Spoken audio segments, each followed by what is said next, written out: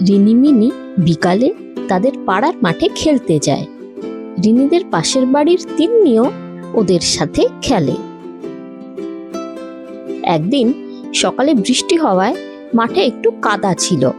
হঠাৎ কাদায় পা হড়কে তিন্নি গেল পড়ে। তিন্নিকে ওইভাবে পড়তে দেখে মিনি হো হো করে হেসে উঠল। রিনি দৌড়ে গিয়ে তিন্নিকে তুলে দাঁড় করালো।